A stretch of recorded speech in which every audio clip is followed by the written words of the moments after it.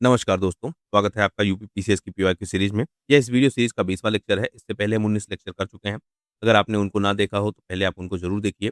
बहुत डिटेल में हमने एनालिसिस किया है और जितने भी प्रश्न 2018 में पूछे गए हैं, तो उनको हम काफ़ी डिटेल से समझ रहे हैं।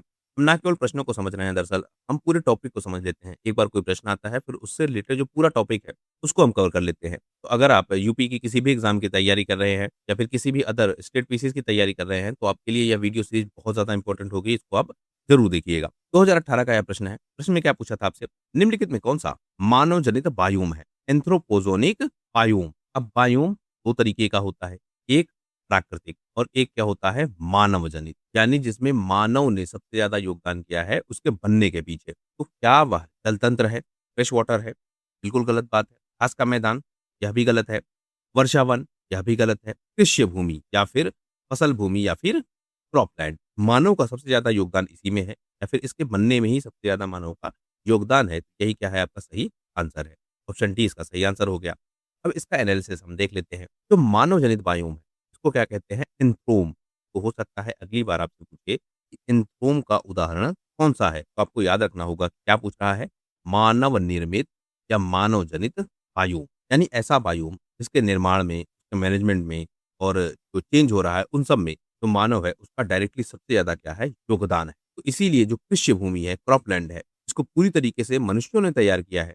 यही क्या है मानव जनित बायोम। अब प्राकृतिक बनाम कृत्रिम या मानव जनित जो पारिस्थितिकी तंत्र है, उसके बीच जो अंतर है उसको समझ लेते हैं। जो आपका नेचुरल इकोसिस्टम होता है, प्राकृतिक बायोम है, वह ज़्यादातर चलता है सौर ऊर्जा से, यानी जो सोलर एनर्जी है उससे चलता है। अब यहाँ पर जो खाद्य श्रृंखला है वह चलेगी, जो एनर्जी ट्रांसफर का 10% का नियम है वह चलेगा। यानी घास, घास को खाएगा कौन? खरगोश और खरगोश को फिर खाएगा शेर। इस तरीके का जो साइकिल है वह पूरी चलेगी। दूसरा क्या है आपका कृत्रिम या मानव जनित, इसको मानव बनाएगा। इसलिए हम देखते हैं कि जो प्राकृतिक होगा उसकी क्षमता ज़्यादा होगी, यानी ज़्यादा मजबूत होगा और जो मानव जनित होगा वह काफ़ी कमज़ोर होगा और बीमारियों के प्रति बहुत ज़्यादा क्या होगा संवेदनशील, यानी बहुत ज़्यादा इस पर इम्पैक्ट पड़ेगा किसी भी बीमारी का, किसी भी बाहरी चेंज का, एनवायरमेंटल चेंज इन सब का सबसे ज़्यादा इफ़ेक्ट पड़ेगा। करंट अफ़ेयर के जो अपडेट है वह देख लेते हैं। एक शब्द बहुत चर्चा में है, एग्रो इकोलॉजी, यानी प्राकृतिक खेती।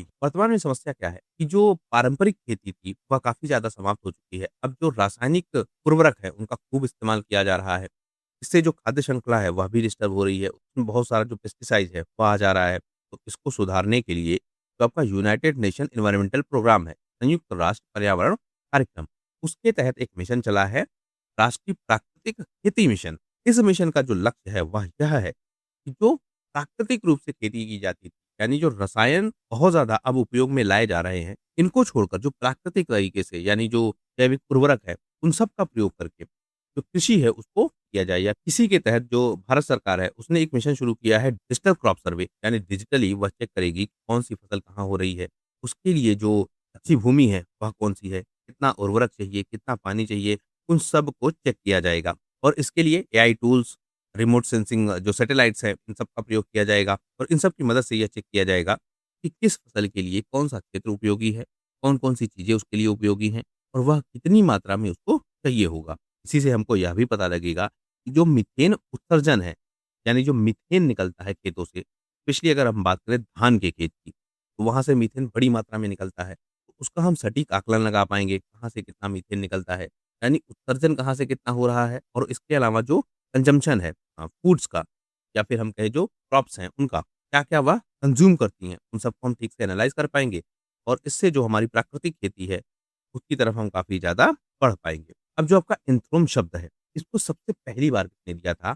तो एलिस और रामनकुट्टी 2008 में दिया गया यह शब्द था। वर्तमान की जो स्थिति है, वह यह है कि पृथ्वी की लगभग 75% से जो अधिक हिमयुक्त भूमि है, वह किसी न किसी तरीके से जो मानव गतिविधियाँ हैं, उनकी वजह से प्रभावित है। यानी मानव का जो इम्पैक्ट है, ह्यूमन का जो इम्पैक्ट है, वह इतना ज़्यादा बढ़ चुका है कि जो हिमयुक्त भूमि है, वहाँ पर काफ़ी ज़्यादा इम्पैक्ट हो रहा है। अब इसका प्रभाव क्या पड़ेगा? इसका प्रभाव यह पड़ेगा कि जो यह हिम है, यह पिघलेगा और जब पिघलेगा, तो जो टेम्परेचर है, वह बढ़ेगा। यानी ओवरऑल जो ग्लोबल वार्मिंग है, उसमें काफ़ी ज़्यादा यह योगदान कर सकता है। इससे अंततः क्या होगी? जो खाद्य सुरक्षा है, वह भी प्रभावित होगी। हालाँकि एंथ्रोम में एक लिमिट तक बदलाव से जो जैव विविधता है, उसमें तो कमी आएगी, लेकिन जो फूड सिक्योरिटी है वह बढ़ेगी, लेकिन एक लिमिट तक। अगर बहुत ज़्यादा इंटरफेरेंस हो गया तो क्या होगा अंततः जो खाद्य सुरक्षा है वह भी प्रभावित। जो मानव का इंटरफेयर है, उससे कितना ज़्यादा किसको प्रभाव होता है या कौन कितना ज़्यादा अस्थायी इकोसिस्टम है, उसको हम देख लेते हैं। अगर हम बात करें महासागर की, ओशियंस की, तो यह सबसे ज़्यादा क्या है?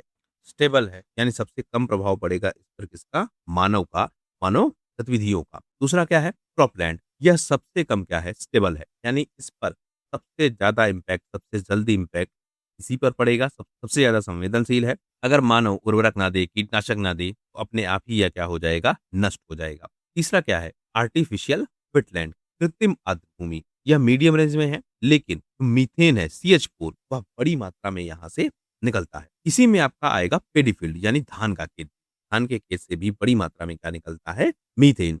और इसको रखेंगे हम आर्टिफिशियल वेटलैंड की कैटेगरी में। अगले प्रश्न पर आते हैं। निम्नलिखित में से कौन सा पशु बिना पानी पिए सबसे लंबी अवधि तक जीवित रह सकता है? ऑप्शन देखें, जिराफ, कंगारू, ऊंट और कंगारू ऊंट। इसमें जिराफ गलत हो जाएगा, ऊंट गलत हो जाएगा। कन्फ्यूजन आपको इन दोनों में होगा कि कंगारू या फिर कंगारू चूहा। तो सही आंसर क्या है? ऑप्शन डी, कंगारू चूहा। यह मिलता कहाँ है? नॉर्थ अमेरिका में। और यह कभी पानी नहीं पीता है। क्यों नहीं पीता है? या फिर अपने पानी की जो आवश्यकता है उसको कहाँ से पूरा करता है? तो जो सूखे बीज होते हैं उनके पाचन से यह पानी प्राप्त करता है। उनका क्या करता है?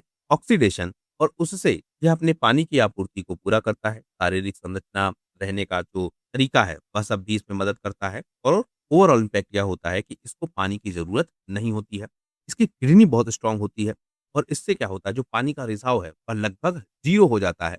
यानी इसको पसीना नहीं आता है या उत्सर्जन नहीं करता है, और ओवरऑल इसको पानी की ज़रूरत ही नहीं पड़ती है। यानी डायरेक्टली यह पानी पीता ही नहीं है। जिराफ की बात करें तो कई दिनों तक रह सकता है, लेकिन यह ऑप्शन गलत था। ऊँट की बात करें तो यह मरुस्थल का जहाज कहा जाता है। यह कई बार महीनों तक पानी नहीं पीता है, लेकिन इसके बारे में जो एक कन्फ्यूज़न है कि यह अपने कूबड़ में क्या करता है? पानी जमा कर लेता है। यह गलत बात है। यह अपनी कोशिकाओं में पानी जमा करता है, ना कि कूबड़ में। कूबड़ में क्या जमा होती है? फैट जमा होती है। एक बार में ऊँट 100 लीटर से ज़्यादा पानी पी सकता है, और उसको अपनी कोशिकाओं में इकट्ठा कर लेता है, और फिर ज़रूरत के हिसाब से उसको इस्तेमाल करता है। यह कई महीनों तक बिना पानी के रह सकता है, लेकिन कंगारू चूहा ही सही ऑप्शन था। कंगारू की बात करें तो यह क्या है? अन्नधारी जीव, मार्सुपियन, लेकिन इसको भी पानी की ज़रूरत होती है। अब हम बात करें अनुकूलन की, क्योंकि यहीं से यह प्रश्न था। जो आपके मरुस्थलीय जीव हैं, वह कैसे रहते हैं कि उनको पानी की जो ज़रूरत है, वह बहुत कम होती है? क्योंकि पानी जो है वह मरुस्थल में मिलेगा नहीं, तो वहाँ जीवों की जो संरचना है, उससे प्रश्न बनता है कई बार। तो आपसे पूछेगा कि वह कौन-कौन से कारण हैं, या वह कौन-कौन सी चीज़ें हैं जिसके कारण जो मरुस्थल के जीव हैं, उनको कम पानी की आवश्यकता पड़ती है? तो एक तो यह बीजों से क्या लेते हैं? कार्बोहाइड्रेट और वसा। इसके साथ-साथ इन्हीं बीजों से जो इनके भीतर टूटता है, उससे जल प्राप्त करते हैं। कंगारू चूहे की अगर हम बात करें तो यह अपने पिछले पैर पर चलता है ज़्यादा, तो इससे जो गर्म रेत का प्रभाव है वह कम पड़ता है। मरुस्थल के जो जीव हैं, वह ज़्यादातर क्या करते हैं? रात में निकलते हैं। रात में जो ज़मीन है वह गर्म कम होती है, तो रात में ही यह क्या करते हैं? भोजन की तलाश। इससे भी जो पानी की आवश्यकता है वह काफ़ी कम होती है। फिर एक शब्द मिलता है आपको शुष्कोद्भिव, यानी जो मरुस्थल के पौधे हैं, उनकी जो पत्तियाँ होती हैं, वह काँटों में बदल जाती हैं। इससे उन पौधों को भी जो पानी की आवश्यकता है, वह काफ़ी कम पड़ती है। एक शब्द मिलेगा आपको एस्टिवेशन, इसका मतलब जो मरुस्थल के जीव हैं, वह गर्मियों में क्या करते हैं? सोते रहते हैं। इसको कहते हैं ग्रीष्म निद्रा, यानी गर्मी के महीनों में वह बाहर ही कम निकलते हैं।